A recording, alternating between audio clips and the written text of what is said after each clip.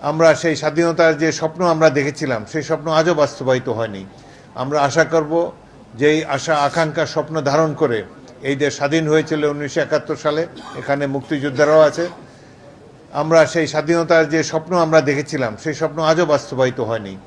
আমরা আশা করব এই স্বপ্ন দ্রুত বাস্তবায়িত হবে এবং বিশেষ করে 2024 সালে যেভাবে বাংলাদেশের মানুষ, বিশেষ করে ছাত্র সমাজ রাস্তায় নেমে তাদের আত্মাহুতির মাধ্যমে আবার গণতন্ত্রকে এদেশে প্রতিষ্ঠিত করেছে, সেই স্বপ্ন যেন আমাদের সফল হয়।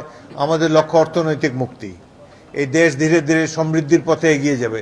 সাধারণ মানুষ তাদের ভাত কাপড়, তাদের যে সাধারণ জীবনযাপনের জন্য কোনো বাধা না আসে পৃথিবীতে, তারা যেন স্বচ্ছন্দে নিজের পছন্দ মতো পেশায় স্বাধীনভাবে উপার্জন করতে পারে, পরিবার পরিচালনা করতে পারে, প্রতিপালন করতে পারে, সেই স্বভাবতা সবার থাকুক।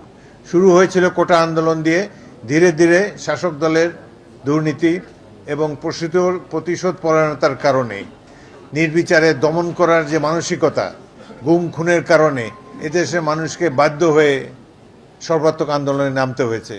অনেক ত্যাগ তিতিক্ষার বিনিময়ে আমরা আবার মুক্ত বাতাসে অবগাহন করতে পারি, আবার শান্তিতে ঘুমাতে পারি। আমাদের এই শান্তি যেন কেউ আর হরণ না করতে পারে, সেজন্য ইনশাল্লাহ আমরা সবাই সচেতন থাকব।